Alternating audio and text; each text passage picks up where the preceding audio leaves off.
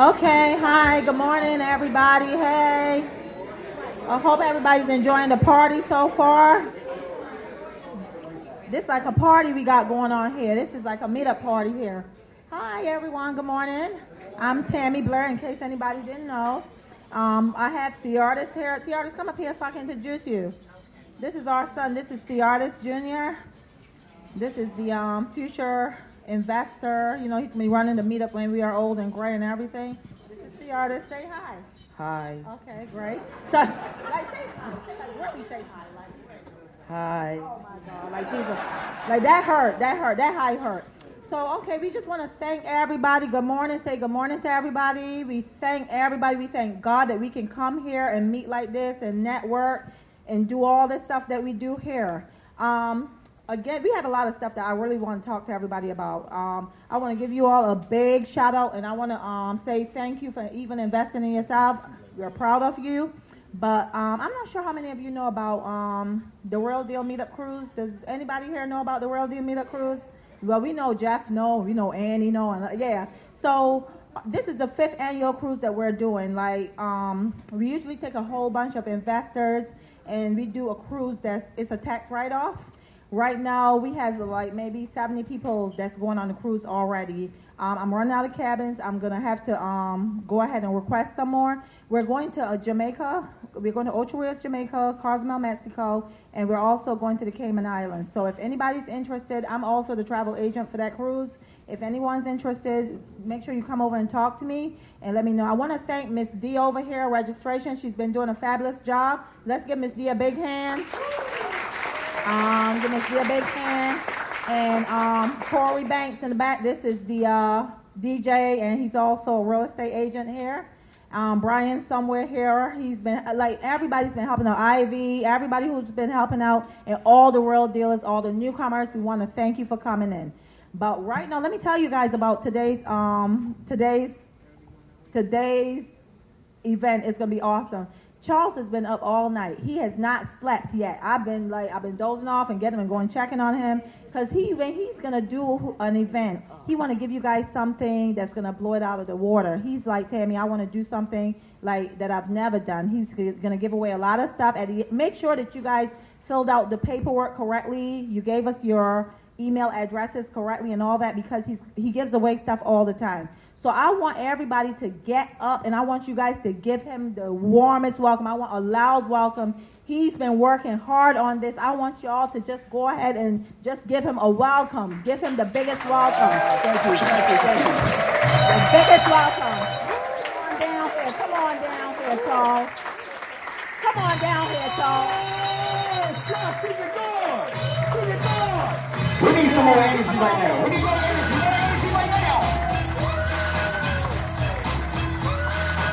We need energy. We need energy. We're going to wake you up this morning.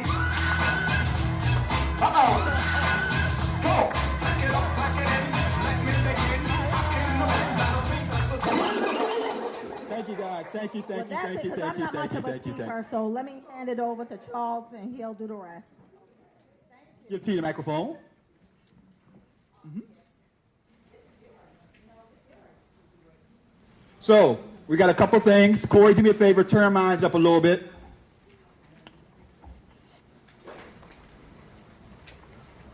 I didn't know if I was going to make it here tonight. I'll be honest with you. Because last week, I don't know if I should be telling you this, but last week, me and my wife was in bed, and like we do, grown folks do when they're in bed, we watch television, and I got up, and next thing you know, my back just went out on me completely. In fact, the first day I got out was on Thursday. And that just happened to be the day for our event. So this is actually the second day I've been able to get up and start walking. And I did not know that I was going to be here. So I am so blessed that all you guys came out today. Like my wife said, all night long I've been just trying to give you guys something that I've never given you before. I've talked about wholesaling, I've talked about rehabbing, I've talked about buying and holding, I've talked about all that stuff. But I don't think I've ever talked to you guys about my philosophy in real estate investing. And that is the philosophy of a transaction engineer. And that's what I'm going to teach you guys today. Are you ready? Yes. That's not loud enough. Yes. Are you ready? Yes. So, here's what I expect. Lots of questions. I love questions. I love people who have other ideas, people with other challenging things in which they've done. I love to hear it all. You came here to get what's in here, and I'm here to give it to you. But I can't give it to you if you don't ask for it. So please, I'm not one of those guys that hope and cringe that you don't ask a question. I'll cherish your questions. And you're going to be very surprised with what I'm going to show you today. You're going to get a lot of data, a lot of information. But like I tell every time I work with a company or I work with my students or I work with other investors, the key is not doing it all. If you can take one or two chunks of pieces of information and take that piece of information and run with it, it will take you a long way. But it's up to you. How many of you guys heard my story before? Raise your hand about. That's over half of the room. I'm still going to say it.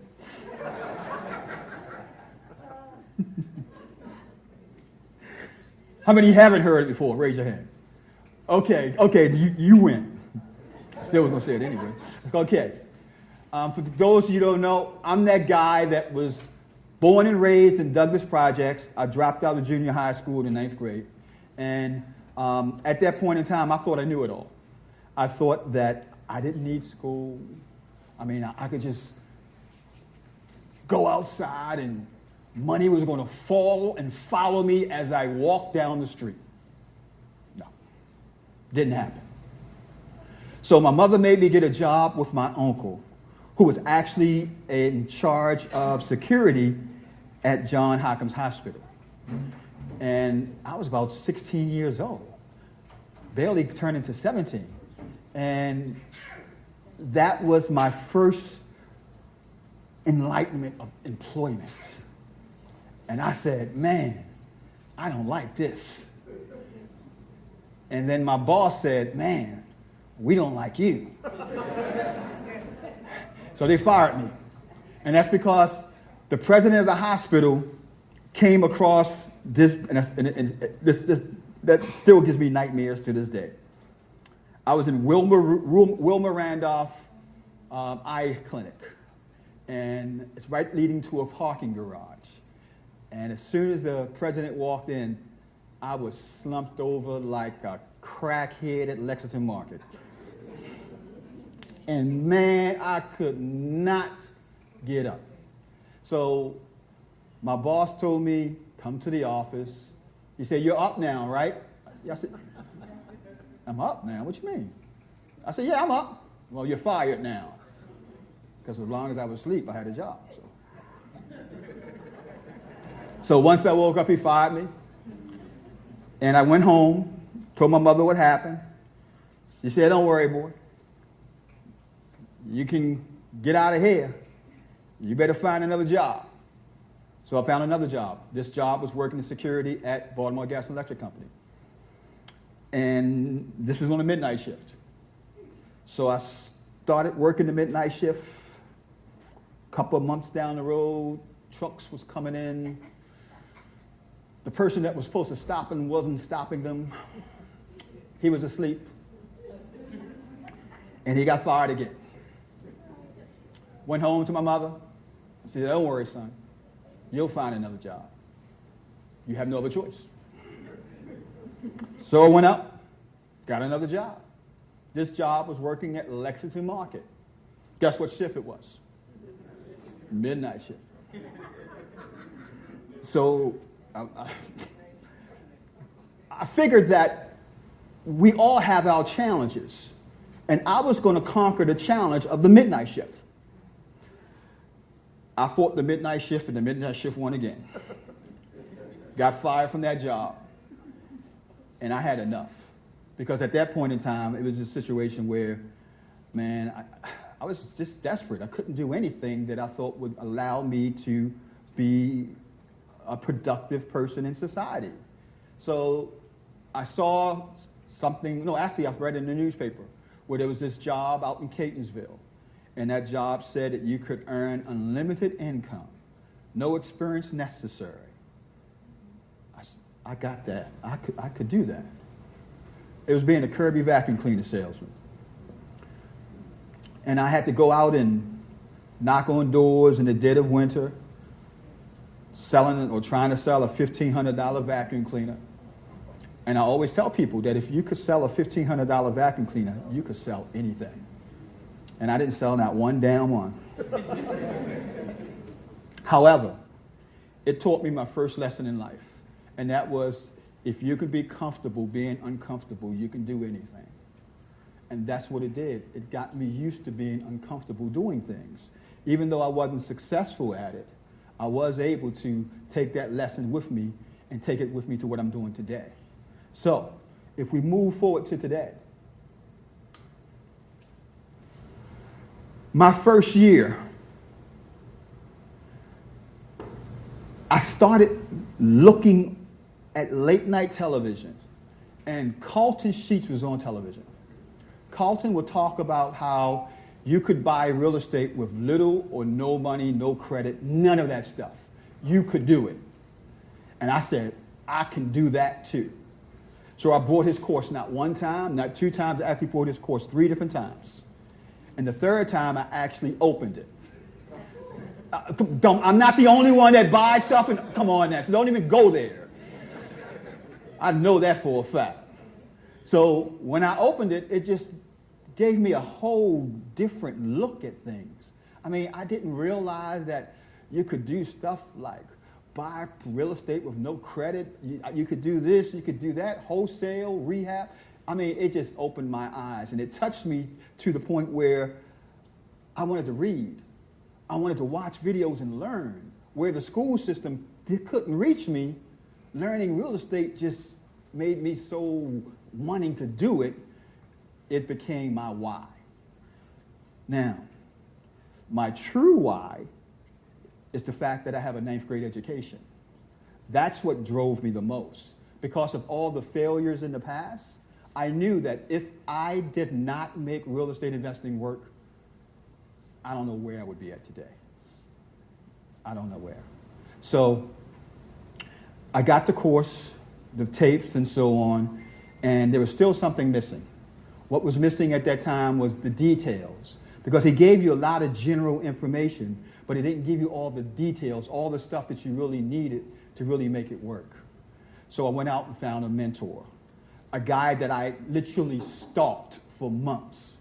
And I said, I want to work for you in your business. And he said, well, how much you want to get paid? I said, I don't need to get paid. You got a job. So he gave me a job, and I worked for him for 8 months. And that was the highest paid job I ever had. And the reason for that is because after working with him for 8 months, I became a full-time real estate investor. And I've been one now for 30 years. Now, with that being said, this is what I want you guys to understand about this business. My first year in the business, can you guess how much money I made? Somebody said 0. Who else? Another person said 0. I wasn't that bad. Who else? Wow. $3,500 was my first year in the business. Yeah, exactly. Now, that's 1 year. After 1 year, when I got that check, you couldn't tell me anything. I knew real estate investing worked. I knew that that check was validation that I was going down the right path. So after that 1 year, next thing I did was 8 deals in the first 2 years. And that's when I bought my dream car. At that time, my dream car was a Mitsubishi 3000 GT. And you couldn't tell me shit. Oh, My wife here? Oh, okay. Well, okay. Well, anyway, that car was hot. And man, I was living on top of the world. 8 deals in 2 years. I got a partner. We started doing deals, buying properties from HUD foreclosures. I mean, we mastered the art of doing properties with HUD foreclosures. As a matter of fact, this is how bold we were. We would put properties in the contract with HUD, go inside the properties before we closed on them, rehab the properties, then sold them as rehab properties when we closed on them. What? That's right. Now, it was illegal, and it still is illegal, but man, it was fun. So 4 years, going on 5 years in the business, I was the largest minority owner of apartment buildings in downtown Baltimore. The company is called Mount Vernon Properties. We purchased a total of 35 buildings, 277 units, all in downtown Baltimore.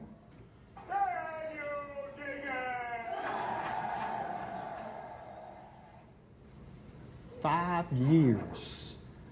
5 years on top of my game.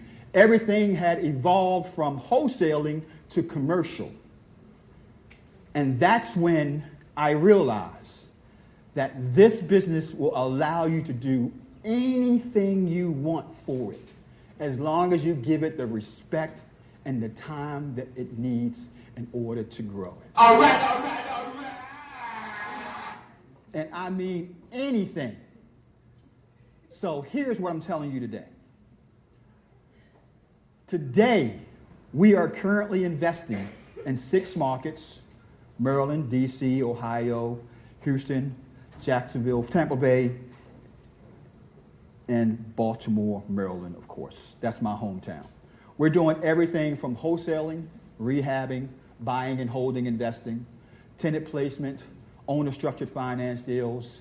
I work with individuals to help build their businesses up. I do a lot of speaking, not as much as I used to. I've written 3 books. I had a full life.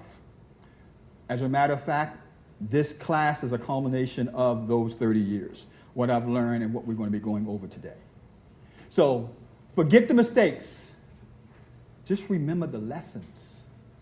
That's the key. Forget about all those mistakes. Everybody makes mistakes. I made a ton of mistakes. I'm going to start this presentation off with one of my mistakes. When I purchased those properties in Mount Vernon Properties, the purchase price was a total of $3.5 million.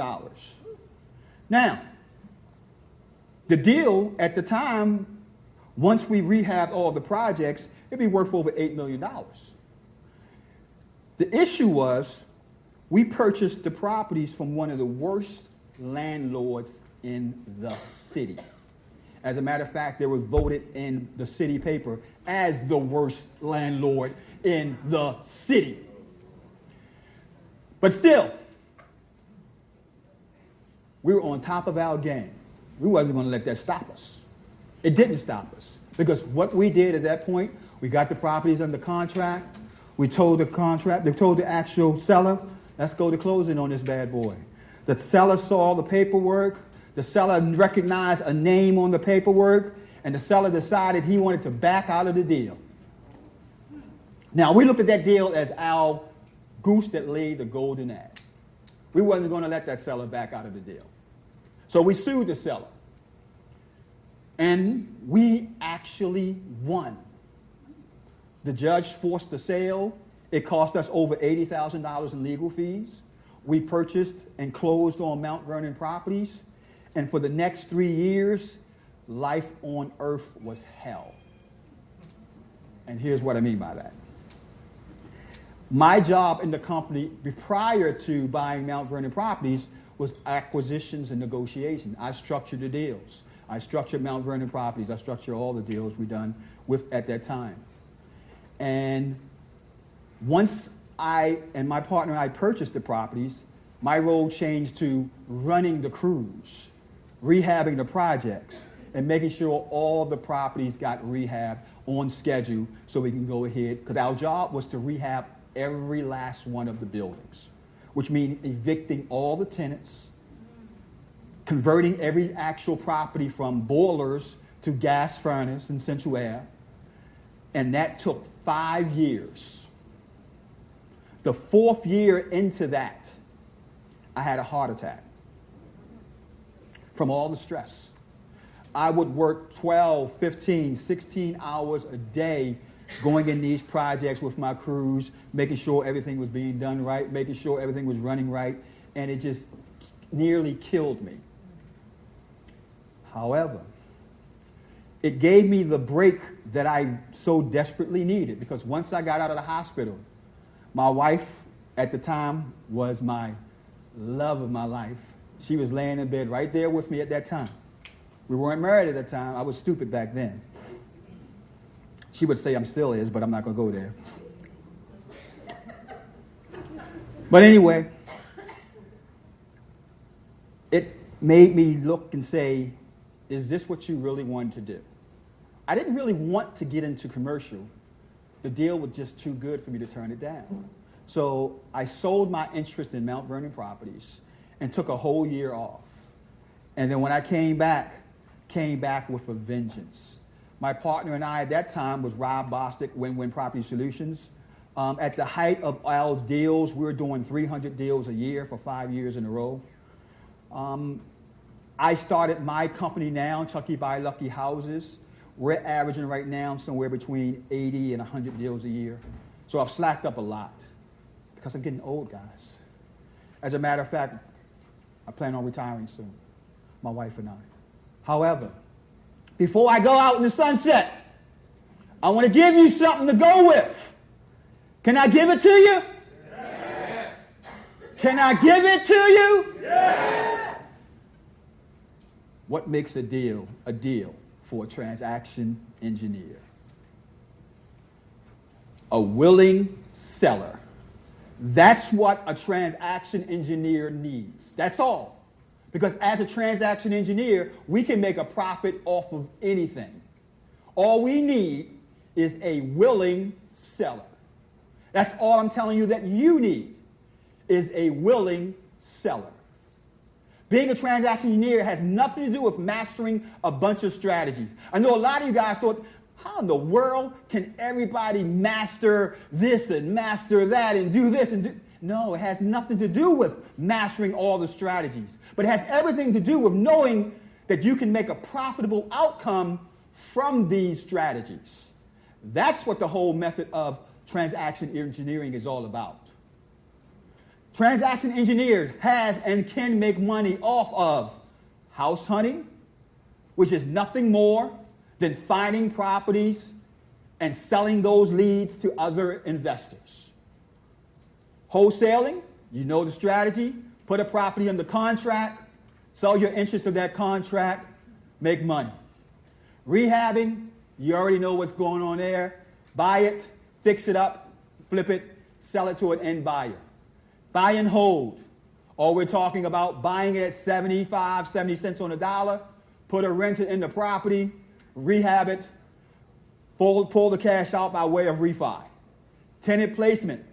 Putting or linking together a tenant with an owner, you make a profit in the middle. Owner financing. I love it. Why I love it? Because owner financing allows you, as the investor, to get in with little or no money out of your pocket using somebody else's credit. Now, if you have a question, raise your hand. I'm going to have my son with the microphone come up here. You got one up front? Raise your hand. Keep it up high. Because we're videotaping this, we want to make sure we get it going. Are we going to get a copy of the slides? Can you get a copy of the slides? Do you guys deserve a copy of the slides? Yes. Well, I can't hear everybody because it doesn't sound like everybody wants a copy of the slides. Yes, you can. Okay, subject 2. Subject 2 is nothing more than taking a property subject to the existing mortgage. What that means is you are intending to pay the mortgage, not assuming the mortgage. There's a difference. Rent to own, taking a property, renting it out, and then selling that property as a purchase for the end buyer who is renting it from you, who's going to do an owner purchase. Next but not least, guaranteed rent. That's nothing more than master leasing a property and then making the profit between the spread that you lease it from the original owner, the spread that you make renting it to someone else. Guaranteed rent. Selling leads. This is something that we're very deep into. We work with a lot of agents on deals that we're not working with. We sell those leads to those agents. Also, joint venture with contractors, lenders, and wholesalers, creating profit centers from all of those joint ventures from all those different individuals. And last but not least, we're talking about your knowledge. I can't tell you how many people I've helped take their knowledge that's in their head and make $5, $50, $60, $100,000 in one weekend just from their knowledge. And we're going to talk about how we do all of these things. Let's look at what we're talking about when we say transaction engineering. What I'm looking at when I see a deal, I look at the situation, I look at the numbers. On the rehab to flip deal, I'm looking at 0 to 75% LTV that I'm going to buy.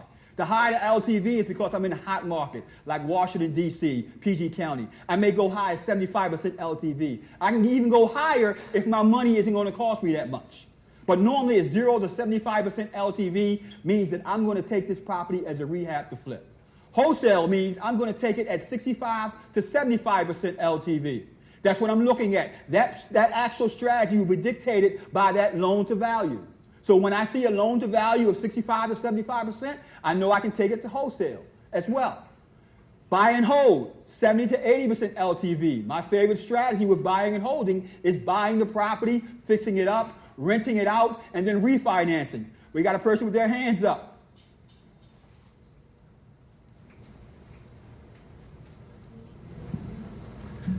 The LTV, is that based off the purchase price or their future appraised value? Future appraised value, loan to value. The future value after it's fixed up. That's correct. Transaction engineering. I'm looking at anything that's 80% to 105% loan to value. That means that I can look at deals where most of you will walk away from. Something that's 80% to 105%, 105% you're upside down. I'm looking at these deals and saying, show me the money. That's what's being a transaction engineer. We're looking at these deals and we're doing subject twos. We're doing rent to own. We're doing guaranteed rent. We're doing link option. And we're doing tenant placement. That's what I want to get you into, that mindset. You are not a wholesaler. You're not rehabbers. You're not buy and hold investors. You want to be a transaction engineer. It's nothing more than this, plain and simple. I, as a transaction engineer, can look at any deal and decide where I'm going to take that deal to make a profit from that deal. It doesn't mean that you have to do the deal. What it does mean is that you know where to take the deal to make a profit from it. I firmly believe in learning and mastering one strategy at a time. Wholesaling, rehabbing, whatever that strategy is, master it.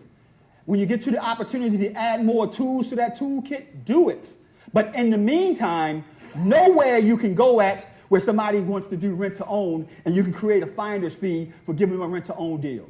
Nowhere you can take a deal that meets the model of guaranteed rent, where you know you can take this person to somebody that's doing guaranteed rent and you can make a joint venture agreement with that person. No way you can take an option deal. No way you can take a tenant placement deal and you can make profit off of those deals. Because I'll tell you right now, the large majority of the deals that you are looking for or looking at, you aren't doing anything with because it doesn't meet your criteria. And that's the reason why you're not able to close more deals. This is being a transaction engineer. Any questions regarding this?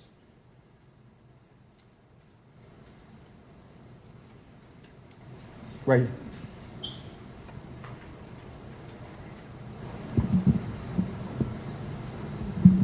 Can you just explain a little bit on the link option? I'm going to go through all of them. So I will be going through all of them. As a matter of fact, I'm even going to have my attorney come here this evening, and we're going to go over all the nuances with a lot of these things as well. But I will be going through link option. Sure. Is the LTV the same as an ARV? Yes, after repaired value. Mm-hmm. Our 5 laws to guarantee success in real estate investing. These are the actual PowerPoints that I look at in every deal I'm looking for. Number 1, clarify your direction. Here's the first thing you guys should do. First and foremost, know exactly how many days, times, and hours a week you're going to work in your business. Create, and this is something real simple. How many of you guys have a set timetable for you to do real estate investing? Raise your hand. So in other words, if you got 40 hours a week, you know exactly what days and what hours you're going to be doing those actual hours. Raise your hand. That's the most rudimentary thing you can do, because now it's going to put you in the mindset of you working on your business. You have to set out the actual times that you plan on doing your business. When I started out in the business, it had to have been at least 70 hours a week. At least 70 hours a week. Now I'm averaging somewhere between 15 and 20 hours a week, because I got a lot of systems, I got a lot of tools, I got a lot of VAs that I work with, and I'm going to show you what we're talking about. Strategize your action. If your action is not going to produce an offer, and that offer is going to lead to a profit, you don't need to be doing that action. I'm going to say it again. Action plus offers equal profits. So your action has to be something that you're doing that's going to allow you to make an offer from that action. Once you make offers, you make money. Simplicity-wise, 40 offers a week, I'm going to have an opportunity to close 10%, 4 deals a week. This business is nothing but numbers. Action plus offers equal profit. Make action your friend. Upgrade your skills. Like I mentioned about being a transaction engineer. You don't have to know all these strategies. Fortunate for me, I had a thirst for learning this business. And I've mastered a lot of the strategies I'm going to show you. I haven't mastered them all, but I know where I can go to if I want to make money off of something. Optimize your environment. Garbage in is going to give you garbage out. I don't want to sound arrogant. I don't want to sound snobbish. But if all you're around with garbage people, a lot of what results you're going to have is going to be garbage. I'm telling you, you have to optimize your environment. I tell every of my actual people who I work with, go to other groups. Learn from other people. This is not a situation where I want you guys to just learn from one person. I got so many mentors in my life over the years. The first mentor for me was Jack Miller out of Florida. He passed away years ago. Peter Fortunato, another out of Florida. Bill Fell here in Maryland. Jimmy Napier out of Florida. John Schwab, Jack Shea. All these are individuals that basically created this game. And I'm telling you, this is your key point. Optimize your environment. And last but not least, master your mindset. If you take your mind in the wrong direction, the direction you will go to will not be successful. So in other words, and now I can say this now. I know I can say this now. Because I used to be that guy that would spend 60, 70, 80 hours a week doing the business. But I'm not doing that now. So I do watch Empire. I do.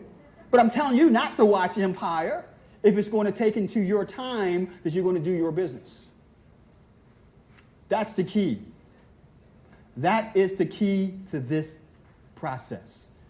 If you guys have menus and you're trying to order something from the actual hotel, take them over to the table. My wife will take those menus. Or my son will actually grab them for you. Just hold your hands up and he'll grab them from you. See, artists, look for the hands that's up.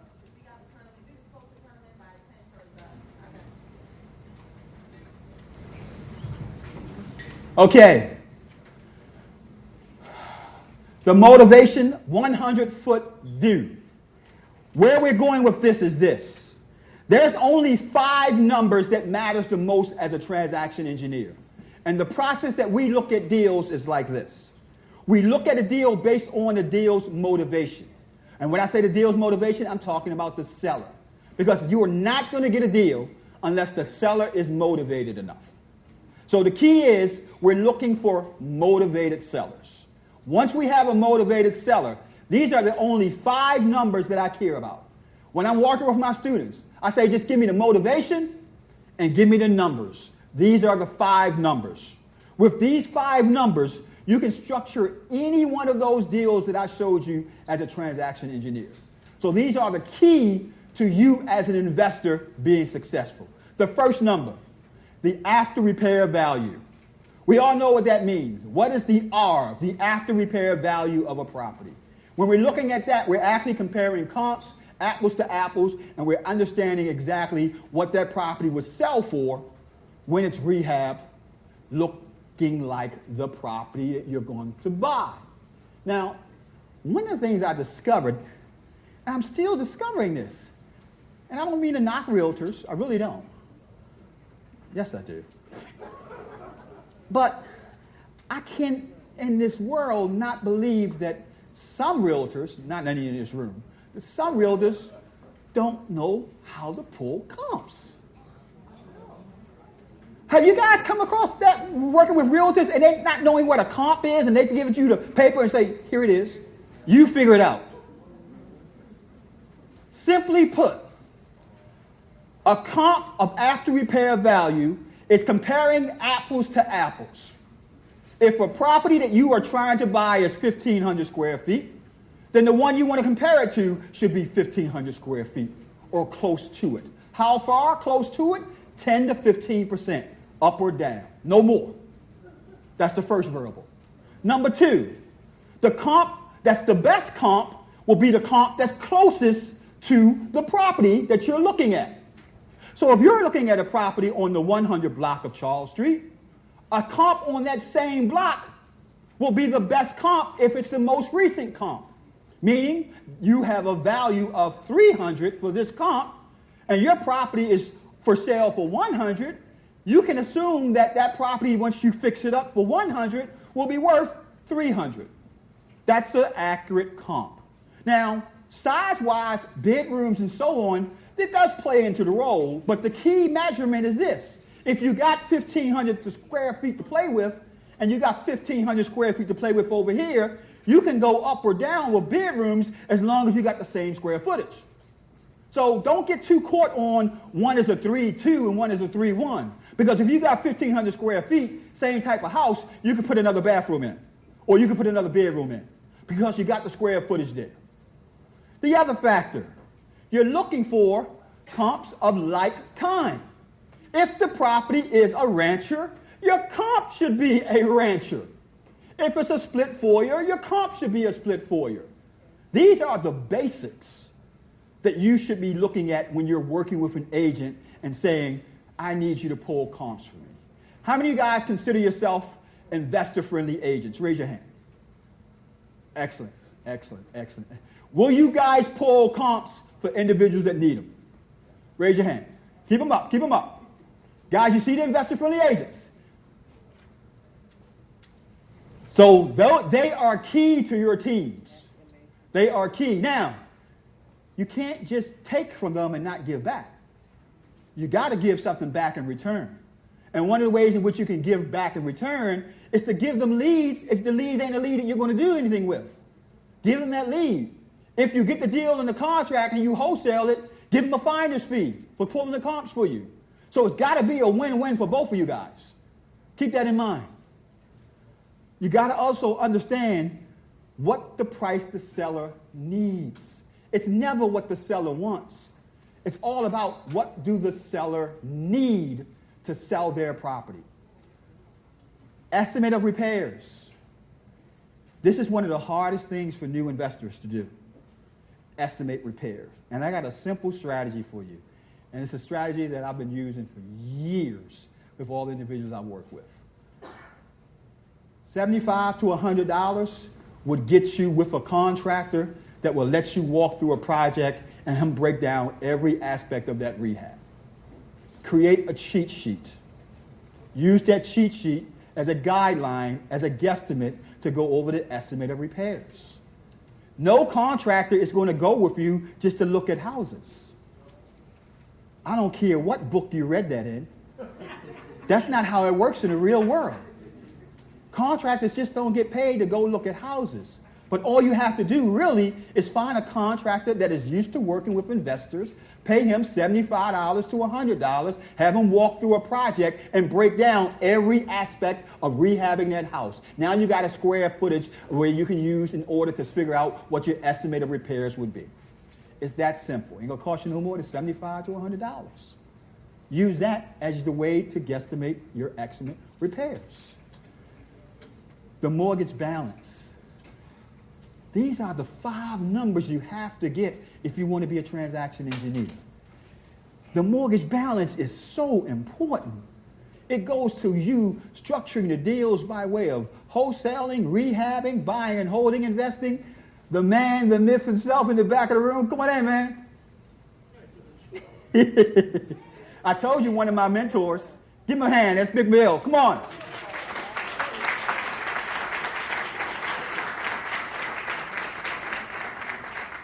Anyway, the mortgage balance. You got to get that number. No matter how hard it is. I know when you guys see the mortgage balance and mortgage payment on your questionnaires, it just cringes. It's like your teeth about to get pulled out, ain't it? I know it is. You guys look at it and say, oh my God, I can't believe I got ready to ask these 2 questions. I've had people curse me out from just those 2 questions. What the hell you need to know my mortgage balance for? Okay, never mind. It's important. Now, I'm going to tell you how a transaction engineer answers that question. Write this down.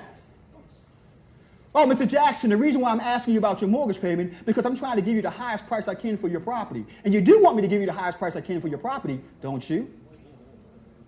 And also, not to mention, the information that I'm looking for, I can find online. I just want to be able to give you the highest price that I can, the quickest time that I can. You do want that, don't you? That's how you get that question answered. Yes. Come on. Go ahead. Two crazy mad scientists. We were down in Florida. Mm-hmm. And he was coming up with some crazy ideas. I said, Charles, you're like a mad scientist down there. But Charles and I go way back. Probably the best marketing man in the country. I'm sorry, but I didn't hear you. What did you say? And I'm not kidding. You kind of stuttered. What was that? Best marketing man in the country. Okay, thank you. Thank you, Bill. I appreciate it. And I'm the smartest guy in real estate in the country. You are, because you taught me. So I agree with you 100%. Now, the mortgage balance and the mortgage payment. Those are five numbers you must get. Because it's going to allow you to open your minds up to all the things I'm going to be showing you. Those 5 numbers. If I look at a number, I look at an actual deal, and I see that the actual mortgage payment is X amount of dollars. I know I can go rent to own. I know I can go tenant payment. I know I can go lease with option to buy. If I know that the mortgage is 0, I know I can go owner structured financing. I know I can go this, I can go that, and so on. Yes. Theodis. I don't need it. Mm-hmm. Go ahead. Go ahead. How important is interest rate and for amortization and things like that? The question is, how important is amortization and interest rate? It's extremely important when it comes to structuring the deal. It is. However, the numbers are going to be what they are. And this is what I tell everybody. The numbers will never lie to you. The person telling you the numbers, well, that's another story. But the numbers will never lie to you. So interest rates play a role into the actual process because that's where you gain your yield based off of your basis and so on. But however, the key factor here is the structuring of the deal where you can easily gain through your interest rate. So you have to get these 5 numbers first. in order to get to the point where you're going to decide what interest rate you're going to pay if you're going to structure the deal owner-structured financing. You have to get this information. I can't beat you in the head enough with that. What does a motivated seller look like? A motivated seller is someone that needs to sell. Say it again. Needs to sell. Not want. It has to be a need. Someone who is flexible enough to work with you to create a solution to their problems. And what I mean by that, as part of our script, we asked the person, Mr. Jackson, are you willing to be flexible on price and/or terms? I can be a little bit flexible. First thing I'm thinking, okay, let's get the rest of these numbers. I'm going to show you exactly how my team is doing it.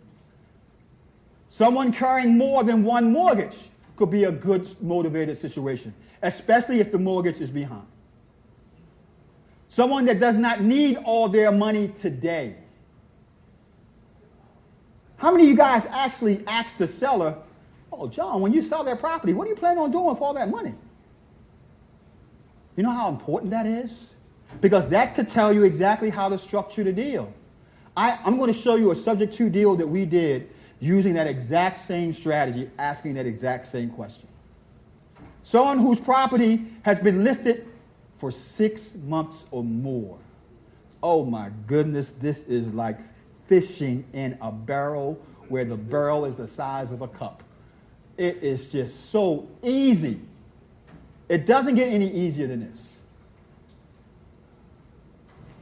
Do you guys know how valuable would you think a list would be of a person that owns real estate and the water's been turned off? Would that be a valuable list? It is, trust me.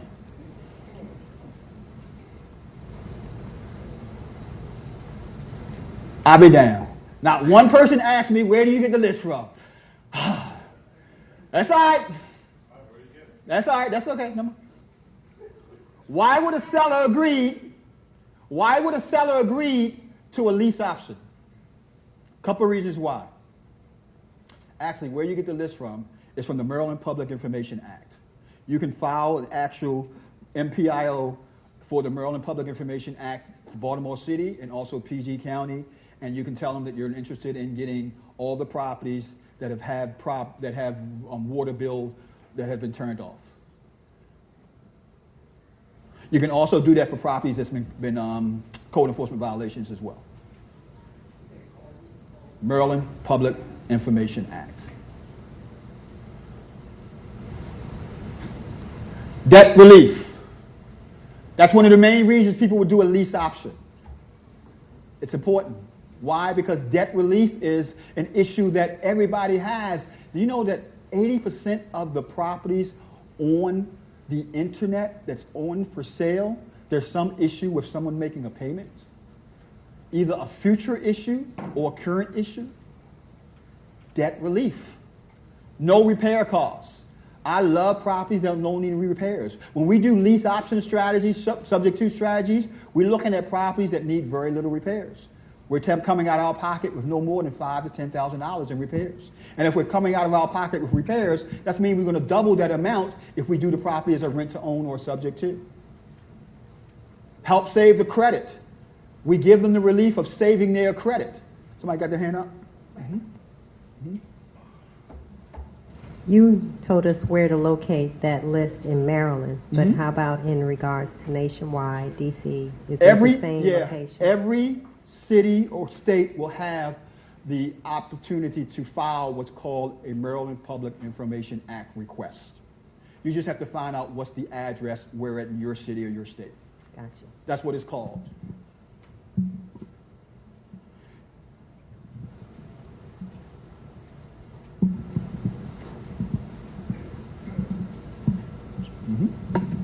Hi, can you go over a little bit of what a lease option is?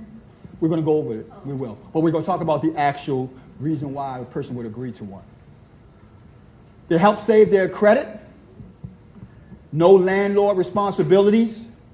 There's tax benefits. There's no property management costs. Question. Now, I know we use the Maryland Public Act, but is there a specific agency that we're contacting to find out? Is it just going to the utility companies and asking what's off? In Baltimore City, it's going to be going to the actual website I just gave you. That's an actual website you can pull up. Maryland Public Information Act? Mm-hmm. Okay. .gov or .org? I'm not sure what it is. Just do a Google search. Okay. As a matter of fact, if you guys take a picture and post it on Facebook anytime during this actual presentation with the pound sign and the actual name Charles Blair, whatever you think of this actual presentation, I'll send you the actual letter that we use and the actual website where you go to do it. Sure, just take a picture of me doing the presentation, share it on Facebook, share it on Instagram. In the comments section, put my name, Charles Blair, and what you think of the presentation, where you're at today, and I will give it to you. My actual letter that I use to get them, and the actual web address for PG County and Maryland, Baltimore City, Baltimore County.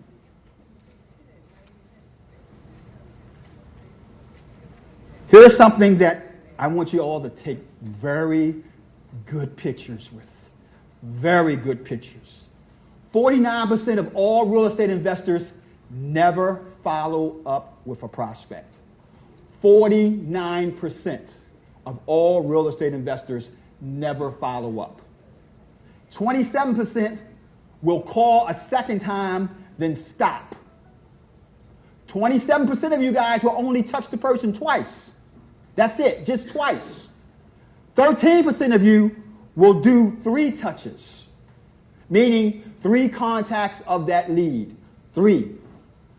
10% of you will do more than 3 touches. Now, here's why that's so relevant. Here's why that's so important. 3% of the deals are made only on the first touch.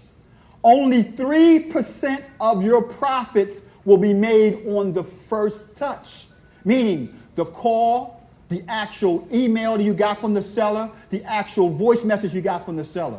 Only 3% of that will allow you to make a deal. That means 97% of you will not get deals if all you're doing is touching one time. 5% of the deals can be attributed to the second contact. 8% of deals can be attributed to the third contact. 12% of deals can be attributed to the fourth contact. 82% of your deals will happen between the 5th and the 12th contact. 82% of your deals. Most of the time, we're getting frustrated after 2 or 3 months. We're not even getting nowhere near that 5th to 12th touch. And that's where 82% of your deals will come from. So if you want to know how do you start doing deals, what's the answer? It's follow-up. That's the key. Everything I'm going to talk to you today is going to be based on follow-up. Any questions regarding this? This is what my company profile looks like. I know it's not confusing. When a deal hits us, we have a certain amount of automations and steps that take place. This is what it breaks down to. A deal will come into us by way of a lead page, which is nothing more than a website or a landing page or a squeeze page. It can come from us from online marketing. We do Facebook marketing, we do YouTube marketing, we do retargeting. It could come to us from offline marketing, direct mail, driving for dollars, bandit signs. And it could come to us from outbound marketing, as far as skip tracing, cold calling, and so on. So these are where our leads are coming from all these marketing sources. If you're not doing at least 4 marketing strategies per month, at least 4 per month, you are leaving money on the table. At least 4 per month. And here's the reason why. Go ahead.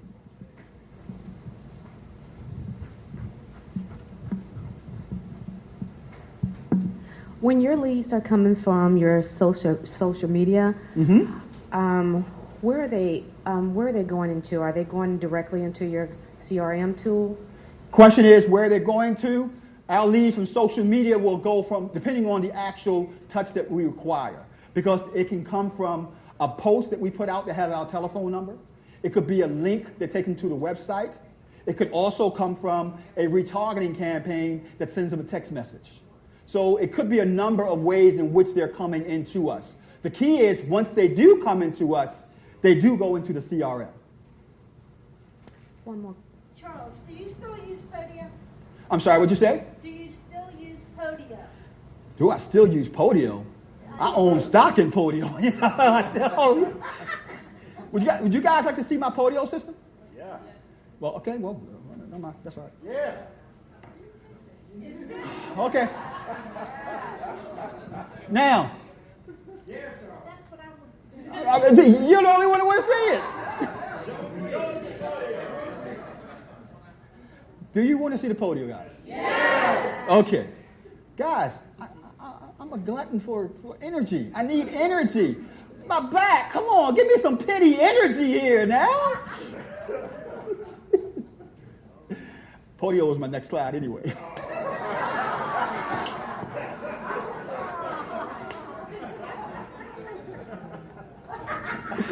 Woo, I love it. Okay. Let's go inside here. Let's see. Hopefully we got good internet connection here. Let's see. Okay.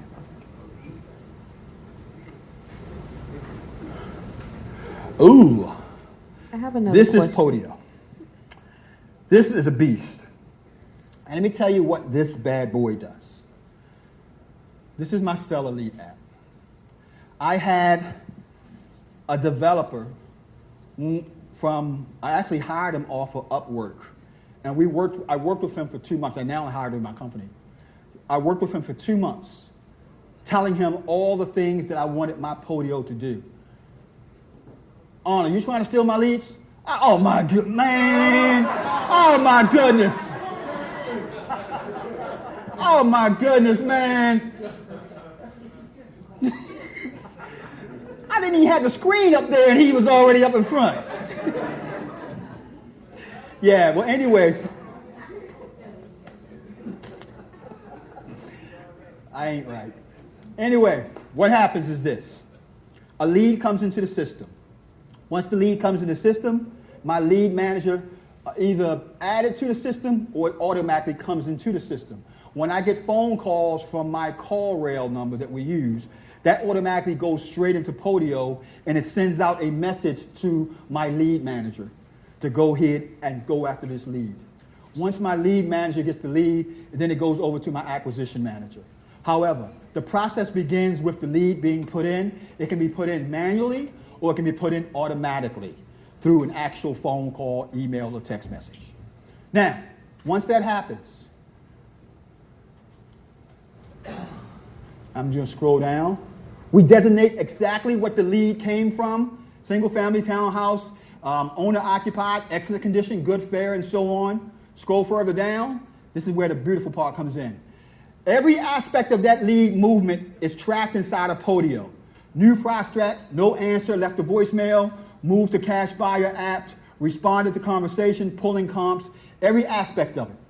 And when it goes from a different aspect of this actual system, what happens is the system does things. For example, if the person says on the phone they're not ready to do a deal right now, all I do is click on following up and then basically left a voicemail, responded, left a voice message, left an email message.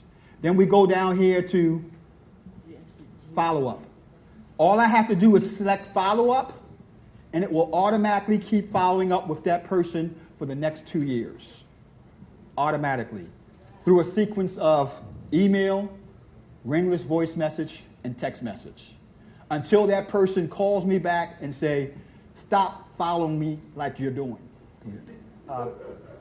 Do you have to pay any kind of monthly fees for these kind of system follow-up with Podio? You guys want to know the actual fees I'm paying? This is my actual Podio back office fees. $24 a month for Podio, I pay Active Campaign, who does my follow-up when they come into my system. I pay them $287 a month. You guys don't need that. I'll tell you right now, you can get that for like $10 a month. Because I got over 18,000 emails and I'm going, so that's why it cost me so much. But anyway, I also use CallRail, $29 a month. I use Twilio. My bill is never more than $10, $15 a month. And Twilio, Twillio. Twillio. Twilio. And you know, when we get to the marketing part, I'm going to show you all the marketing tools and stuff I use. So you're going to get that anyway. And last but not least, the only other thing that we have in our system is that's it. So those are the only tools that's related to my Podio that I'm paying for. If it wasn't for my actual Active Campaign, my cost would be somewhere around let me correct that. The last one was Mojo Dollar. We use Mojo Dollar. We got a 3-line dollar. We make between 12 and 15,000 calls per month. So we use Mojo Dollar. And that's a total of $198 a month. So I'm spending right now on my Podio system with the automatic follow-up and all that stuff, somewhere around $600 per month. Now, we're doing anywhere between 8 to 15 deals a month. And that's because I'm getting old. I'm just getting old. Y'all supposed to say, no, you're not. It'll be shortly. Could be around 12 o'clock. Okay. Yes. What was the system you said you spent? I think you said a couple hundred, but we could get it for $10. What was that? You said Active Campaign. Okay. That's my follow-up system, my lead segmentation. It does my text messaging. Active Campaign is a beast. You can start off literally with a list of less than 50, all the way up to 500. It's only $19 a month. So I'm paying $200 and something. You can get it for $19 a month. Now, once we hit follow-up, it initiates an auto follow-up system. It actually does the follow-up, and we can stop it at any time. That's just the first app that's built into our system. Now, once the person comes into the seller's app system, we take them to the properties app system. This property app. Yes. How much did you say Twilio costs a month? Twilio is no more than about $10, $15 a month total. Thank you. Twilio is what we use to initiate text message blasts and also voice messages.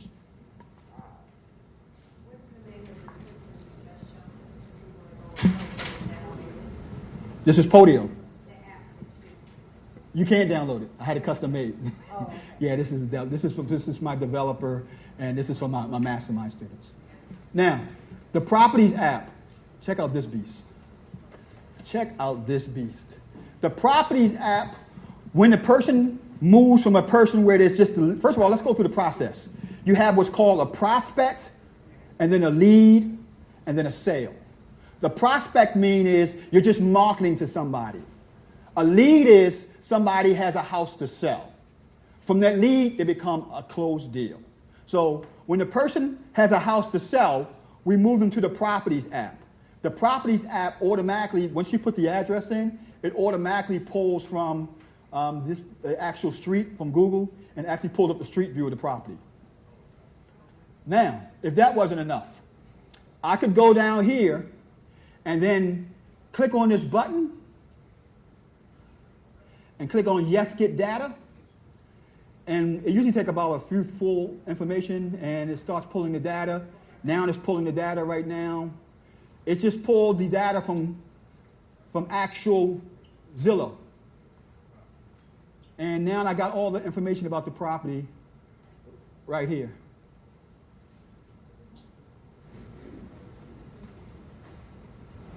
Now, if I want to estimate the repairs, let's say I think this is a full gut rehab. Now, let me see, do I have to put anything in here? Because I'm telling you right now, guys, I don't use this. I have a lead manager that does this. This is way below my pay grade. So I'm trying to figure it out right now for you. Let me see. right here. Let's say it's a full rehab. You see where it's 0 at? If it's a full rehab, I click on $75 right here, and it's supposed to automatically estimate the rehab cost. Bam. Per square feet. Rehab cost on that property would be $39,000. Automatically figured out for me. No, I mean my focus is for. I mean, it's a button. What do you want me to focus in? It's a button that says $75 full. It says $75 full rehab. So when I click on the button, my agent click on the button what the type of rehab is going to be. It does the estimate of what the rehab will cost me. I also got it set up for PG County properties as well. It does the estimate of what it costs to rehab the property in PG County, based on my contractor's data and so on. Yes? So the $75 is what you come up with as the estimate for that rehab per square foot. That's correct. That's correct. Exactly. Now, that doesn't mean it's a good deal, because remember, we still got to do to make sure the comps are there, the neighborhood is still good, but it's telling me what the average rehab would be if it costs for that. Now, if that wasn't something, we go further down. I put in a number, any one of these 3 numbers, and it automatically estimates what my offer should be. Automatically. I go further down. I can go to the next section. I'm moving it over to the next section. The next section is, let's go here. I think it's the offer app. This is this app where I go at and I'm ready to make an offer. Yep, it's the offer app. So what I do here, I just actually put in the information. Add offer. I fill in the information of what I want the offer to be based on the Mayo formula, whatever strategy I want to use. And when I click on the button right here, it would either generate an option contract for me or generate a regular sale contract for me with all the information already filled in. And then I click the button down the bottom and it allows me to send the contract to my sellers by just clicking a button. All they got to do is get their signature. So that's the offer app. And this is just customized for your Podio, right? Yes. I customize it for my Podio and I give it to all of my mastermind students as part of the program. Now, let's go back to this act. When it goes under contract, add the contact, work started, it goes through the whole process. The app I really want to show you is the Craigslist app. Oh my God. This is illegal. No, it's not. It's not illegal. We're on video, right? It's not illegal. It's not.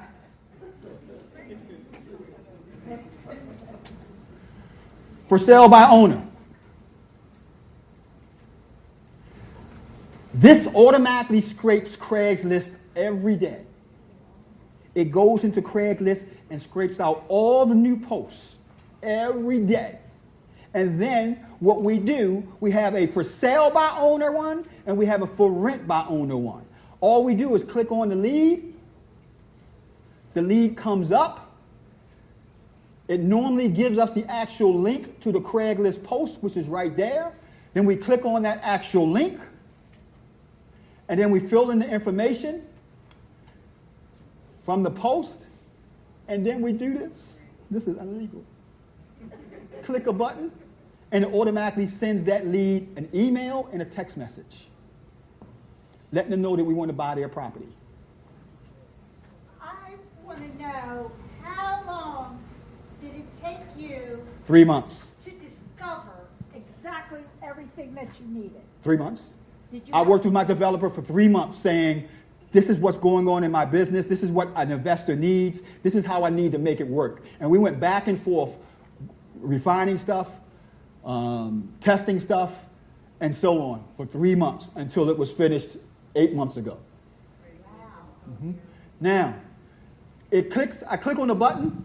It sends the email today, text message. It does it automatically. I only click it once. If the person responds to the email, the system recognizes that the person responds to the email and it automatically sends them a follow-up.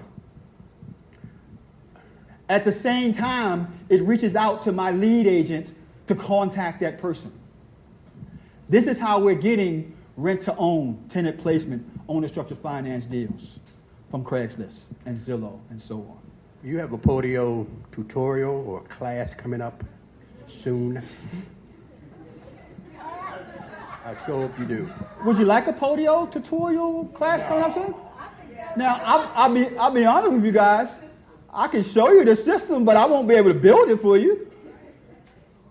That's below my pay grade. But however, I can definitely show you that system. Now, I actually have videos of each one of these systems working on YouTube. You go to my YouTube channel, you'll see my actual Podio system in action at C. Blair 109, my YouTube channel. It's in action. Yes. I think a lot of the issue is outsourcing and having that skill to find the best person and not wasting money on an engineer who's not a real engineer. What is your recommendation on outsourcing? You can hire my person to set your system up for you. Now ask me how much it's going to cost you. It ain't free 99. It's $650. That's all it costs. $650. $650. Yes. One of my biggest, it's probably a mindset issue, but one of my biggest fears in real estate is there's just so much competition. Like when we have people like you who have systems that are contacting every lead on Craigslist, right? And I'm sure there's 5 or 10 other investors with similar tools. Is there enough still for everybody to go around even? Great question. Absolutely, there's enough. And here's the reason why. Because remember we said the touches happen 5 to 12, right? 82% of your deals will be 5 to 12 touches. Half of you guys are dropping off after 2 to 3 touches. So I have yet to find a situation where a market has been cornered by the investors that's doing the most deals. It doesn't work like that. The economics aren't there. There's going to always be opportunity. As a transaction engineer, you don't need to look at a wholesale, a rehab, or a buy and hold. You look at 10 different ways to make money on one deal. So absolutely, Victor, there's going to be opportunity. Absolutely. Anybody else? We don't need to learn Podio. I thought you said that the Real Deal Mastermind group gets this. Yes, you do. So when we just join that and get Podio? I'm not here to sell anything. Oh, okay. That's what it is. I didn't come here to sell anything. So, yes. Are you kidding? You're not going to be able to call them. You're not going to be able to email them. Somebody got to give it to you. Say that again? He's going to be here this afternoon. You can have my attorney's information. Okay, let me get back to the presentation, guys. Any more questions while I get off of this? Yes.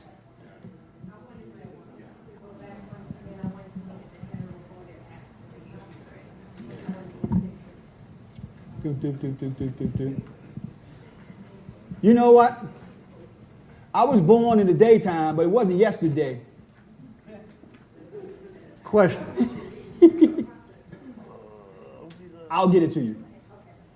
Question, Mr. Charles? Yes. What's the guy name that designed your website for you? The guy named to design my website for me? Yeah, Pody, you said you had refined. You said you had a guy to refine it for you. Charles Blair. My company does website designs. Oh, your company does it. Oh, well, that's okay. Now, remember the process. The lead comes from the source. It goes into Podio. Once it goes into Podio, then it becomes a seller lead. Then we do the due diligence. Then we make an offer. And we make an offer. We either take the property to visit to the property, offers accepted, take it to title. What's here, from here to here, is the transaction engineering. I got a question. Because the due diligence, yes. Okay, I just recently got my first commercial wholesale. Okay. I did the same concept of residential, but a little slightly different. Mm-hmm. And I know we focus on a lot of residential, but I'm trying to move forward too, because I do probably a few wholesales a year. But I want to focus on now since commercial pays a lot more on the wholesale because there's a lot of room there. And I want to focus, how can we get that towards getting on the commercial aspect, like I got a biodiesel plant I'm working on for us, wholesaling a biodiesel plant in Georgia. That's really probably the largest I'm going to do, up in the millions, but I'm trying to get to the point where I can go for commercial. And I'm trying to look residential. I mean, I do residential now. I'm to the point now I want to start looking at commercial now, a little higher in commercial wholesaling or commercial, like in that aspect of it. What's the question, Arnold? The question is, how can I get? Is a way to get pull commercial leads in versus residential, or is it a way to pull commercial leads in? Yes, you can, because it's just a matter of having the right scraping software to do it, or the right scraper to do it. And I'm going to show you something that's going to blow your mind when it comes to bots and scraping. In a second, before the end of the day. Before the end of the day. Now, for those of you who don't know who was just talking, Arnold is the guy that does all of my qualifying for my lease-own, my rent-to-own properties, and so on. So you're talking about the team members that is part of your process when you're doing a rent-to-own and so on. That's Arnold. He does all of ours. Stand up, Arnold. Introduce yourself.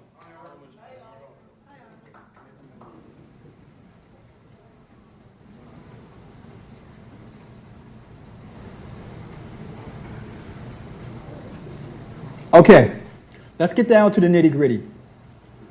Owner financing. Owner financing is not a secret. Simply put, owner financing just means what it says. It's a situation where the actual owner is being the bank, as opposed to the bank lending you the money. The owner is allowing you to take over their asset, and they hold the note, or they are the bank. That's all owner financing is. It's nothing more than that. Where people get discouraged with owner financing is the fact that there are so many different ways in which you can do one strategy. I'll give you an example. Subject to. There's about 5 different ways that you can do a subject to deal, and we'll go into further details with it. But it's not that one of the ways is better than the other. It's just that there's literally 4 to 5 different ways you can execute a subject to deal. Wraparound mortgages, rent to own, all these different things, agreement to deed, all these different ways in which you can do the same strategy. The key is which one works best for you based on the amount of security you want in the process. And without going too far ahead, subject to is the best in its traditional sense. Whereas if you're actually putting the property, the seller's putting the property in a trust and assigning beneficiary interest of that trust over to you, that's the best, most security you can get. Once they put the property into the trust, then they actually quick claim deed the property over to you. And we're going to go deep into subject to when we get further. Introducing lease option family. And these are the 4 strategies that I love doing when we're doing what we call the lease option strategy. Guaranteed rent.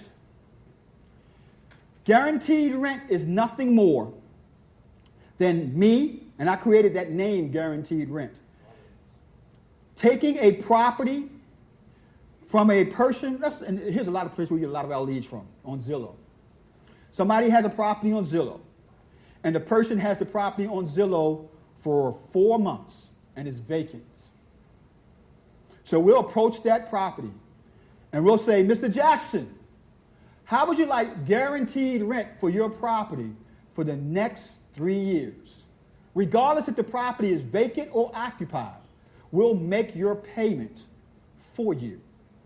You don't have to worry about turnover. If the person that we put into your property moves out, you don't even have to worry about not getting a check that month. We will still pay you that month rent, regardless if the property is vacant. Who would say yes to that? Absolutely. Now, here's what we're doing. We only do that on situations that meet these guidelines. The property has to be in a nice bread and butter neighborhood. Bread and butter neighborhoods for us is $135,000 on up. That's what we consider a bread and butter neighborhood. The property has to need less than $5,000 worth of work. Most of the time, our guaranteed rent properties need paint and carpet at the most.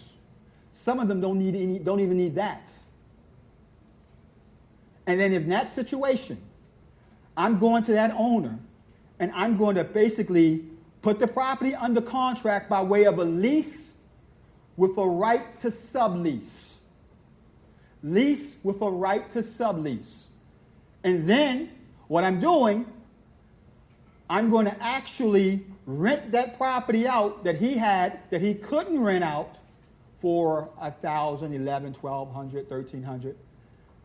I'm going to rent it out for more. How much more? It's going to be based on the rental amount I can get in that neighborhood. I've done these types of deals where I've actually had, and I kid you not, I actually had the actual seller take less than what they were getting that month. So in other words, they would normally get $1,100. I only guarantee their rent at $800. And then I rented the property out for $1,500. Why? Because that seller needed relief. That seller didn't need all of the payment made. They just needed relief from payments. Where Corey at? Come up here for a second, Corey. This is an actual guaranteed rent deal we structured. Corey's one of my mastermind students. Come here with the microphone. Oh, you have a question first? Yeah. Go ahead. So with the lease option, do you ever have the opportunity to actually own the property? Well, we're talking about guaranteed rent now. Okay. We'll get to the lease option, though. I will get to it. This is an actual guaranteed rent deal. Talk about the deal. I thought I was going to be in back of the room today. Hello. So I had a deal. It was a husband and wife, and they had 2 properties. I originally sent the letter to one about one property, and that property wasn't in the best neighborhood. On both properties, they owed more than what the properties were worth, and they couldn't sell it and didn't want to do a short sale. So how we structured the deal was they were also paying $1,700 a month. And how we structured the deal, when I spoke to Charles, he said, well, see if they'll take $1,400 a month. Now listen to that. You have to be willing to insult a person. I'm telling you. The best deals happen when you ask for the most profit. Now, you're going to get people to say, I'll burn it down before I sell it to you. But at least they started talking. That's the key. You want to get the actual conversation rolling. Go ahead. However, that didn't happen in this case. They were willing to give me the keys right then and there. I said, wait a minute, I got to sign the papers first. Give me a second. So what we did was they actually accepted the $1,400 a month due to the fact that now they're going from paying $1,700 a month to only $300 a month for both properties. So remember when I told you that if you're giving them relief, you do not have to give them the full dollar amount of what they were getting. Because now they're saving in their mind. They were getting $1,700, was it 14 or 17? 17. $1,700 a month. They was willing to take $1,400 because now they didn't have to worry anymore. Go ahead. So now we're looking at $700 per property, which made the $1,400 a month. Right. One property didn't need a lot of work. Really, neither one of the properties needed a lot of work. So one of the properties was move-in ready, and that property, the rent in the area was actually $1,525 a month. So I put a tenant in for $1,525 a month. So now that property is paying for both properties with $125 that I'm getting for one property. So with one property, you're making $125 cash flow. Exactly. Because that property rented for enough to cover both notes. Exactly. Go ahead. So then for the property where the maximum rent was probably around $900, we decided to rent out the rooms. And we were getting $500 per room. So that added up to $2,000. Exactly. So $2,000 on one. Now remember, the $2,000 goes into Cash National Bank of Hip Pocket. because all he has to pay off is the actual gas and electric. Because Right. when you're doing a rooming house, you got to pay gas and electric. Exactly, right. So out of that $2,000, you're looking at $1,700 per month going in your pocket. Right. That's not the best part of all. Tell them about what happened next. Okay. So I get a phone call and someone wanted to rent it out. Someone wanted me to rent the address. So I ended up just renting the address for $200 a month. From just to get the mail, receive the mail there, yes. Because what I found out was they were trying to get a contract in Baltimore, and they had a business. So in order to get this particular or qualify for this particular contract, you had to have a Baltimore City residence or a Baltimore City address. So they were willing to pay $200 because it was worth it to them to pay $200 and every month. So it was actually $2,200 a month. Thank you. Give me a big hand. Now, remember, these opportunities weren't opportunities where they were advertised all over the place. You could find these opportunities just by creating them, just going to the seller and saying, would you like guaranteed rent? And then at that point, you do what's called a lease with a right to sublease. That's all it is. And then you look for the highest and best use. The highest and best use could be renting it for a higher dollar amount. The highest and best use could be doing a boarding house. The highest and best use could be Airbnb. I have students that's doing the same strategy doing Airbnb. So it's all about thinking outside of the box. That's what we're talking about here. I just want to confirm something. So in this deal, give me the microphone.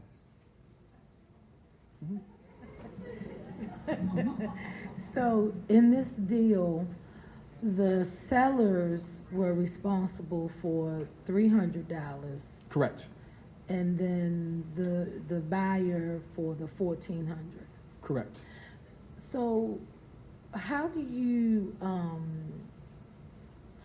guard yourself against the risk? What if the seller decides we don't want to pay the $300 and First of all, during that process, you have the actual mortgage information from the seller so you can check each month to make sure it's being paid. Okay. Second of all, you have a legal and binding contract. And what happens when you fail on a contract? You get sued. That's what happens. Right. Okay. But in the meantime, and you would have to carry that whole thing. That's correct. Okay. Now, is there any risk in real estate? Yes. If you can't handle the risk, what you need to do? Exactly. The strategy that you need to do need to be risk-free. And God, I wish I could have found a strategy in real estate that's risk-free, because I don't know any. Every strategy has risk. Every last one of them. Every strategy a person may not pay. And the only way you have to deal with that situation where the person did not pay is by legal action. Every strategy, regardless if it's guaranteed rent, regardless if you're renting a property, every strategy has risk. You just have to determine whether or not it's worth it. As far as the guaranteed rent, how do you split up the responsibilities for repairs? The key to this strategy, like I mentioned earlier, $5,000 for repairs or less. I mean, like future stuff. As far as repairs, it's going to either come out of your pocket, and you have to recoup it when you rent the property through your actual collection you created. He only had, what was the repairs on yours? What was the repairs on yours? It was $300 going in, but what I did, no.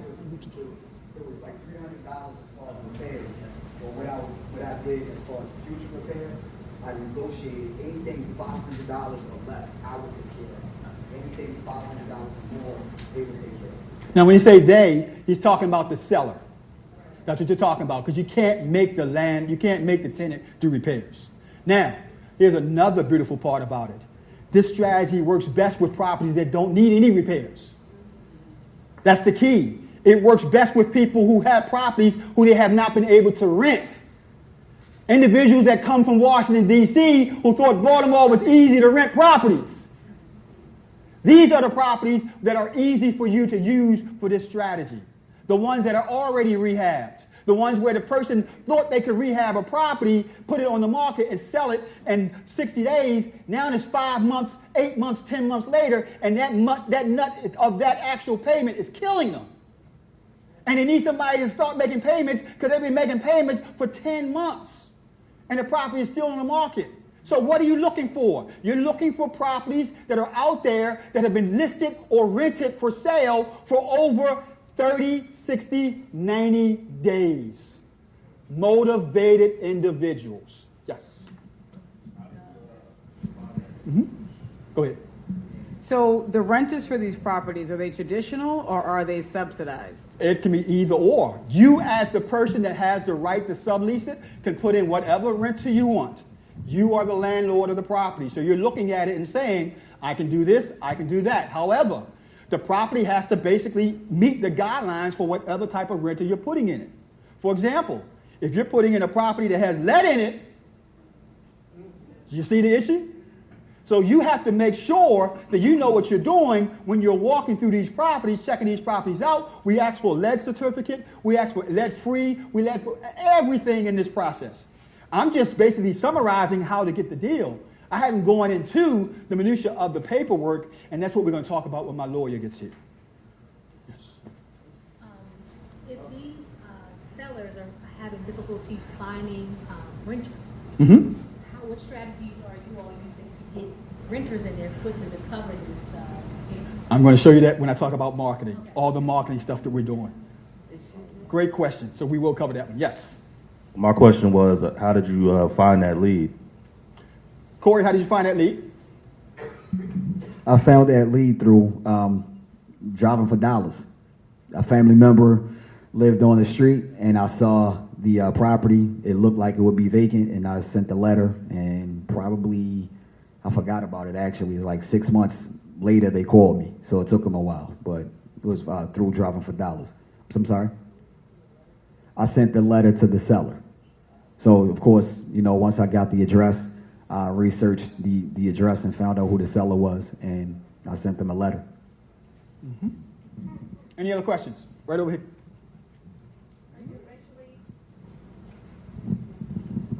Are you eventually converting this property into like rent to own, or does it stay long-term rental? Great question. The key is, what was your plan when you structured the deal? Because you have to have the foresight to say, you know what? Do I really want to do rent to own on this one? Or could I just do a straight rental? So what I tell people to think about deals is think about your hip pocket. Because certain strategies can give you money today. Certain strategies can give you money tomorrow. For example, rehabbing. That's a tomorrow strategy. You're not going to get money for rehabbing today. It's going to be tomorrow. How much tomorrow? 3, 5, 6 months. Wholesaling, that's considered a today strategy. You can get wholesale money in 30 days or less. Tenant placement is a today strategy. Link option is a today strategy. Subject to is a tomorrow strategy. So all these strategies have a particular today or tomorrow. You have to look at all the strategies and say, my current financial situation, and this is where most people make mistakes at. They don't base their strategies they're doing based on their financial needs. They're based on what they heard some guru tell them they should do, and now they need to do it. And come to find out they need a bill paid in 30 days, and they're going to try to rehab a house that's going to take 6 months. It's not about what the gurus tell you. It's about your current financial situation, and match that actual strategy with your financial situation. We have the lady in the back, Virginia, lady up here. Anyone?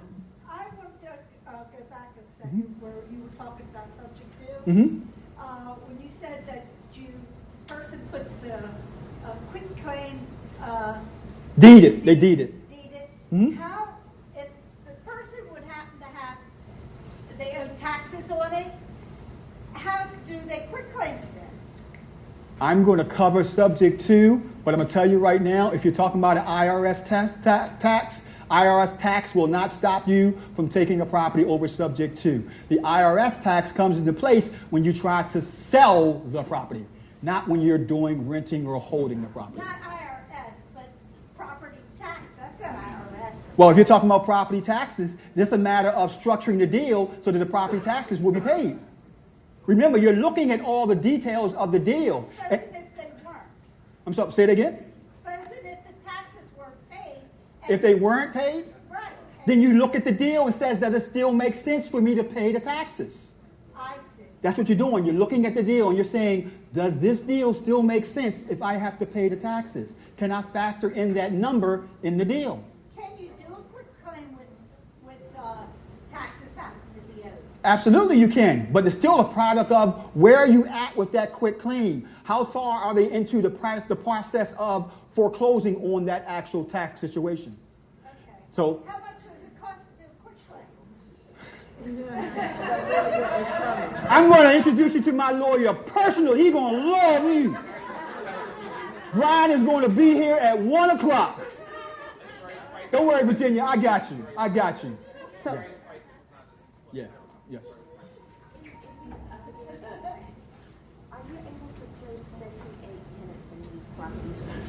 The question is, guaranteed rent, can you place Section 8 in the properties? Yes, you can, and here's the reason why. When we do a guaranteed rent, we're doing a guaranteed rent for 2 to 3 years. When I do Section 8, I don't do a 1 year Section 8. I do 3-year leases for my Section 8 properties. Did you know you could do a 3-year lease with Section 8? Yes, you can. Yes. Rented out rooms. Mm-hmm. Was it advantageous to use that for special needs housing? The question is, could you have done special needs housing? And I can easily answer that one. The strategy, or what you say, the exit you choose is up to your flavor. Whatever you want that property to do, as long as it's within the guidelines that's required for that property, special needs, you can do it. Because what's in that actual documentation from that seller to Corey is his ability to use the property for any which way he chooses fit, as long as the property is returned in the same kind manner in which he got it. okay, I have 2 questions. Yes. Right here. So with the guaranteed rents, who is responsible for insurance if something was to happen with the property and things of that nature? If somebody was to get hurt and sue you? Well, as far as something happens to the property, you have a lease position in the property. So the owner of the property will be responsible. You have a lease position. Next. Okay, but with you being the landlord, you still not responsible? Owner. Okay. So with the guaranteed rent, do you ever transition into being the actual owner? Great question. That was another question that was asked. It could be whatever you choose it to be. It could be a guaranteed rent with a rent to own at the end. If you look at that deal and say, this is what I want to take to it. That's what I love about being a transaction engineer. It's only whatever your imagination can conceive that you are able to do with that deal.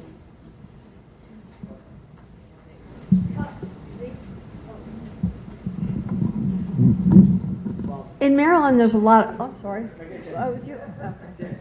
In Maryland, if somebody's behind on their mortgage, Mm-hmm. you know, and they're in a short sale situation, there's some limitations. Does that limitation affect you in terms of structuring something along those lines? I love that question. In Maryland, we have what's called the Protection of Homeowner and Foreclosure Act. Now, what is that? The Protection of Homeowner and Foreclosure Act states this, that if a person who owns a property is over 60 days late on their mortgage, you as an investor must walk away from that deal upon the fact of you knowing that the person is 60 days late on their property. If the person does not live in the property, it does not fall underneath of the Maryland Protection of Homeowner and Foreclosure Act. Okay. So if the property is vacant, if the property is not an owner occupant, if the property does not fall underneath that guideline, 60 days late on their mortgage or more, it does not apply. So you don't have to be like a foreclosure consultant. Okay. The related question to that is, if in fact you are going to, you know, be leasing this under a sublease arrangement, the paperwork that you use, are you identifying the ownership position? Are you recording your lease so that, you know? In a situation where I'm doing an Airbnb, absolutely right, I'm going to record the lease. Okay. You're absolutely right, I'm doing that. Okay. Now, remember, it's still a legal binding contract. I could care less for the most part if the owner knows what I'm doing with the property, because I'm going to legally go after that owner if I find out that's the issue with the property. about recording the actual contract. About recording the contract. Could you record the contract? Yes. And real quick. Oops. Be careful. Was that glass? Okay. In the situation with this particular deal, what it was, the sellers, they didn't want to do a short sale because they wanted to buy a house in the next 24 months. So we structured the deal to where in about 24 months, we do the short sale and they will purchase their home within that time frame, which they did. And then after they purchased their home, now their credit, because they didn't want their credit to be affected prior to. So now after they purchased their home, then we ended up doing a short sale. So that's how that worked out. Okay. Now let's get down to the next couple things. I want to cover these before we go to lunch. A straight option. A straight option is nothing more than an option to buy a property. It's a one-page contract that we use in our company and allow us to actually take a property under the guise of, I, Mr. Buyer, will buy your property at X amount of date and time. I have the option to perform or not perform. If I do not perform, I will give you my earnest deposit as my actual consideration. That's all an option is. It's a contract that states that you could choose to buy the house or you may not buy the house. I'm sorry, go ahead. Yeah, just one question. Sure. The contracts needed to implement these, whether it's lease options or owner financing, do we get these from your lawyer? Or you can get them from my lawyer. Okay, thanks. Yes. Now, he's going to charge you, but you can get them from my lawyer. Now, in regards to a creative way I came up with was what I call the marketing option contract. Now, the marketing option contract is nothing more than an option that allows me to have the right to not buy the property, but instead replace my buyership with somebody else's. Think about that. So it gives me the right to either buy it or replace me from buying it with someone else. What's different from it? I'm disclosing to the seller that I'm doing it. Exactly. I don't have to hide in the cupboard and pretend like I'm going to buy the property. Oh my God. I can't tell you how. Here's my motto. If you can't buy it, don't put it in a contract. That's my motto. A lot of people don't go by that. That's where the marketing to option contract come into play. Because I can disclose to the seller, if I don't buy it, I will put a buyer in my place at the same price you want. Now I'm going to flip it to the buyer in my place at a higher price so I can get a wholesale fee. Isn't that a whole lot easier than pretending like you're going to buy it? No, that's the actual marketing to option contract. Actually, I came up with that about 2 years ago, and I went to my attorney, Brian, said, that's a good idea, man. You should have a law degree. I said, no, I don't want a law degree. I got a 9th grade education. Link to own. This is beautiful. This is beautiful. Think in terms of the rent-to-own strategy, where you're finding a rent-to-own buyer for the property, right? Now, link-to-own, all you're doing is finding a rent-to-own buyer for the seller. And you make 50% of the actual down payment as your consideration fee for your job. You're not doing anything else but finding a rent-to-own buyer for the seller. And you collect, on average, $5,000. We're not doing any type of deal, link-own, rent-to-own, at least 5 to 10% down, or $5,000 to $10,000 or more. So all you're doing is putting the parties together, and you're creating a finder's fee for that obligation. That's link-to-own. Rent-to-own.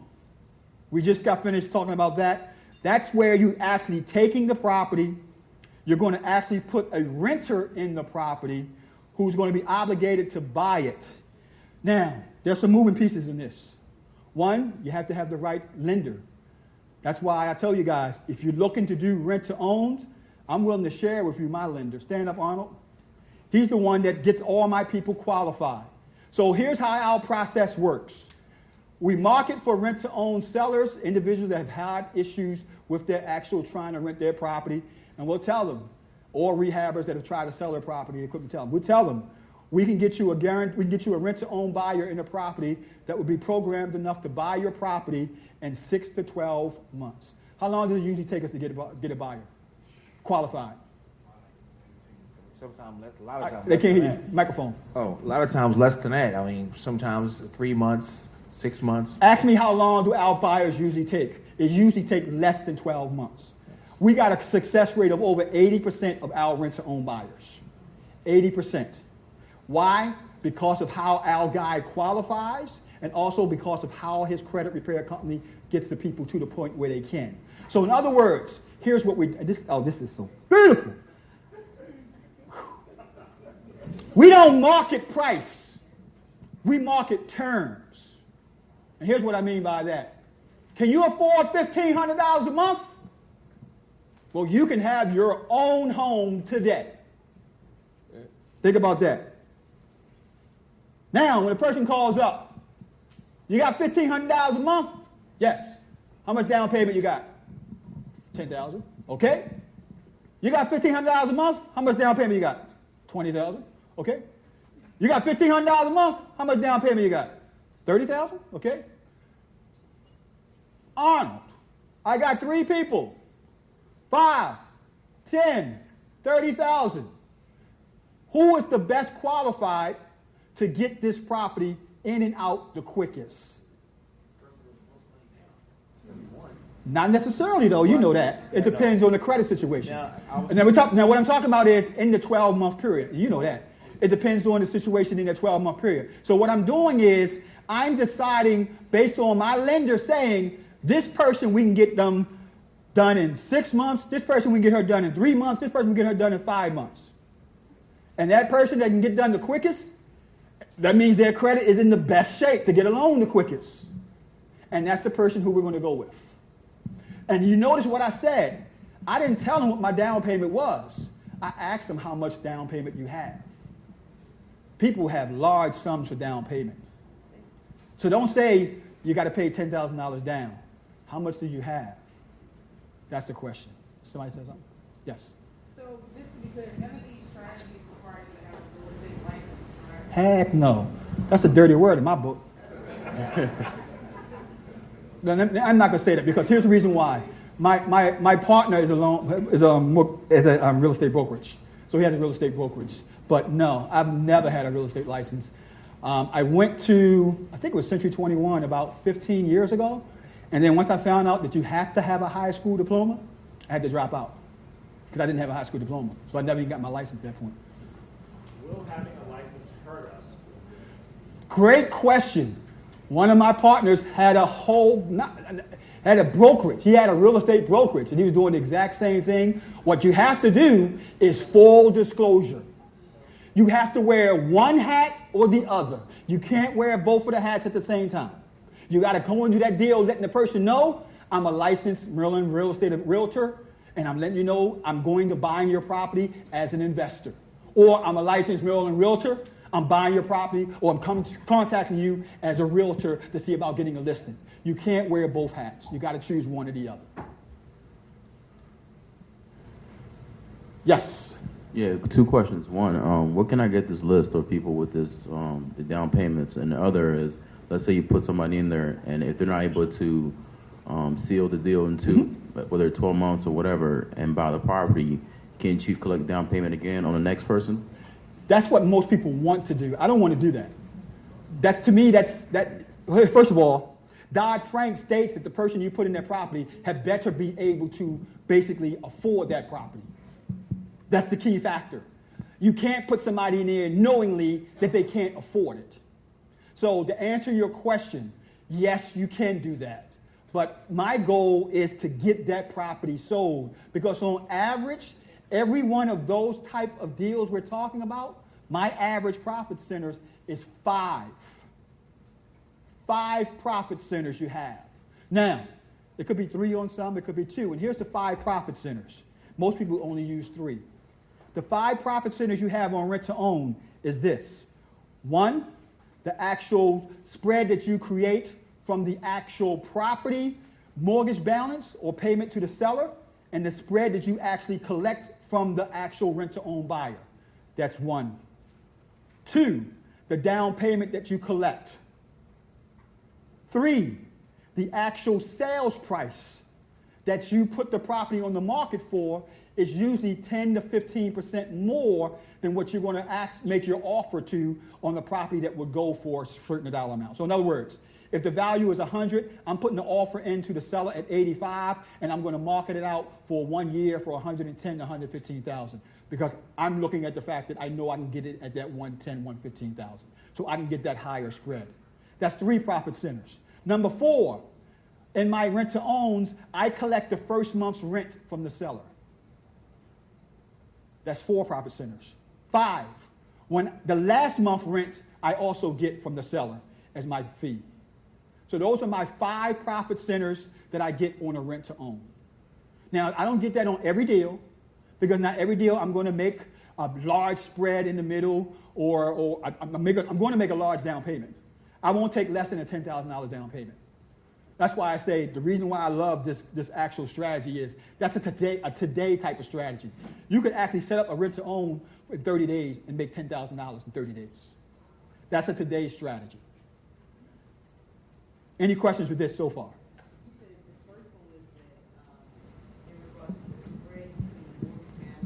The spread between what I'm giving the seller and what I'm going to charge the person that's going to be in the property. So if I give the seller $1,500, I may charge the person in the property $2,200. The spread between 15 and 22, 7.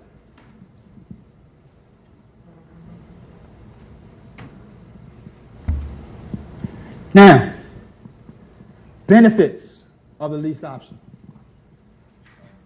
You got very low risk. It's really very low risk in these type of transactions. The key is any type of issue that you could have with any type of transaction. What if the person doesn't pay you? That's your risk. Little out-of-pocket money. You literally could get into doing these strategies we're talking about on properties that are already rehabbed, don't need any work, because the owner has not been able to rent the property. They're too busy doing a full-time job. They're in another city, another state, and they just don't have the time to rent the property. It's low out-of-pocket. You don't have to leverage your own credit at all. You don't need a bank. You could get these properties without having to qualify from anybody. Could also be a fast way to sell properties. And when we get back from lunch, I'm going to show you exactly how you can do that. Let's go ahead and take our lunch break from 12 o'clock to 1. And when we get back, my attorney, Brian Gormley, will be here to give you guys some particulars. Good information? Yeah.